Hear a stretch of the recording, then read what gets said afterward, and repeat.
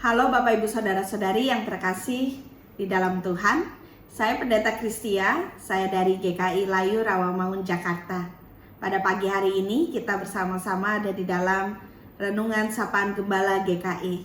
Namun sebelumnya Bapak Ibu Saudara, mari kita bersatu hati di dalam doa, kita berdoa. Tuhan yang baik, terima kasih untuk pagi yang baru, hari yang baru yang Tuhan sediakan untuk kami anak-anak-Mu. Dan pada saat ini kami hendak memulai hari kami dengan perenungan firman Tuhan. Biarlah pimpinan Roh Kudus yang menguasai diri kami, agar kami boleh berjumpa dengan isi hati Tuhan melalui perenungan firman Tuhan.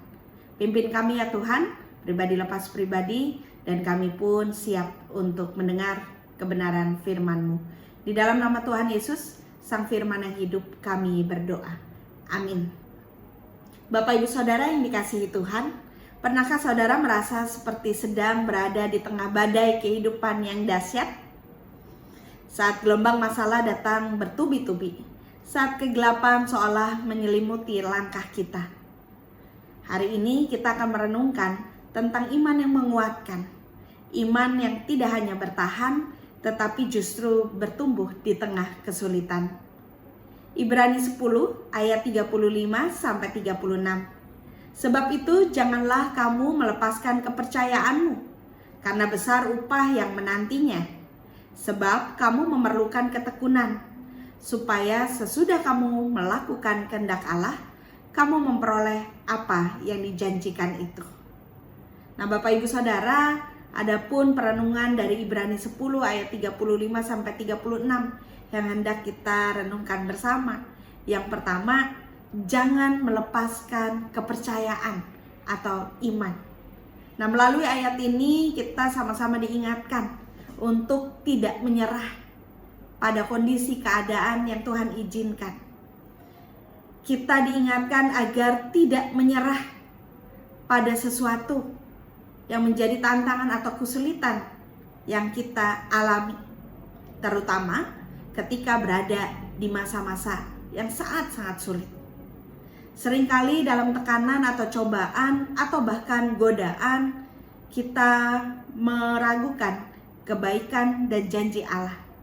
Namun ayat ini mengingatkan saya dan Bapak Ibu Saudara bahwa iman yang kita memiliki nilai yang besar di hadapan Tuhan ketika kita tetap mengandalkan Dia sebagai Tuhan dan Sang Juru Selamat kita yang hidup. Lalu yang kedua, upah dari Allah. Bapak Ibu Saudara, kata upah dalam konteks ini bukan berarti hadiah yang dangkal, melainkan hasil dari kesetiaan kepada Allah. Dikatakan mereka yang tetap bertahan dalam iman akan mendapatkan penghiburan, sukacita, dan bahkan kemenangan di dalam Tuhan. Ini adalah pengingat bahwa apa yang Allah janjikan pasti akan diberikan kepada kita. Walaupun mungkin memerlukan waktu, bahkan juga ketekunan dari diri kita. Nah lalu Bapak Ibu yang ketiga, ketekunan dalam menjalani kehendak Allah. Kita dipanggil untuk tekun dalam melakukan kehendak Allah. Hal ini berarti ada terus upaya, ada terus usaha yang dilakukan di dalam kehidupan kita. Dan sifatnya terus-menerus untuk melakukan perintah-perintah Tuhan. Di tengah upaya atau usaha melakukan perintah Tuhan, di situ juga kita bertahan dalam kesetiaan. Meski berhadapan dengan tantangan atau kesulitan. Ketekunan menjadi kualitas yang penting untuk melampaui masa-masa sulit. Ketika kita tekun, kita menunjukkan keteguhan hati kita yang bersandar pada Tuhan. Yang keempat, Bapak Ibu, pengharapan dalam janji Tuhan. Janji Tuhan adalah kepastian yang dapat kita pegang. Ketika kita menantikan pengenapan janji itu dengan ketekunan, kita memupuk pengharapan yang teguh. Dan pengharapan ini bukanlah sebuah ilusi, tetapi berdasarkan pada karakter Allah yang setia. Bapak Ibu Saudara, Renungan ini mengajak kita untuk menilai sejauh mana kita memegang iman dan percaya kita kepada Tuhan, khususnya saat menghadapi ujian hidup. Dan ketekunan yang diminta dalam Ibrani 10 ayat 36 bukanlah asal usaha, asal upaya manusia semata, melainkan respon dalam ketergantungan kepada kuasa dan kasih Tuhan.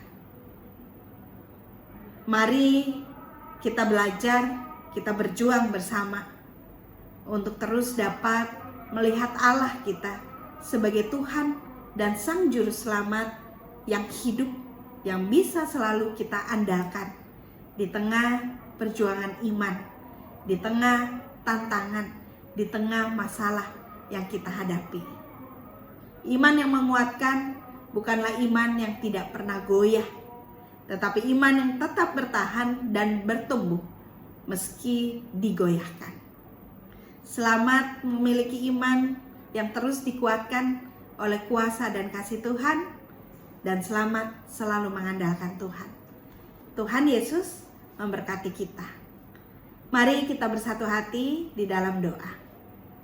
Tuhan Yesus, kami bersyukur kami boleh kembali belajar bagaimana iman yang kami miliki ketika kami ada di dalam situasi atau tantangan yang sangat-sangat sulit, bahkan badai kehidupan. Sungguh ya Tuhan, kami mau meletakkan iman kami hanya kepada Tuhan, hanya mengandalkan Tuhan, hanya memakai kuasa dan kasih Tuhan. Sehingga tidak hanya iman yang bertahan, tetapi juga iman yang bertumbuh di dalam Tuhan yang kami miliki. Oleh karena itu ya Tuhan, ajar kami dengan kerendahan hati untuk selalu memiliki iman yang bertumbuh di dalam Tuhan saja.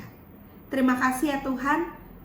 Dan pada hari ini kami serahkan penuh setiap aktivitas, kegiatan, dan setiap panggilan yang Tuhan berikan hanya ke dalam kuasa dan kasih Tuhan. Terima kasih ya Tuhan. Di dalam nama Tuhan Yesus kami berdoa. Amin. Terima kasih Bapak Ibu Saudara. Selamat menikmati hari, menjalani hari bersama dengan Tuhan. Tuhan Yesus memberkati kita semua.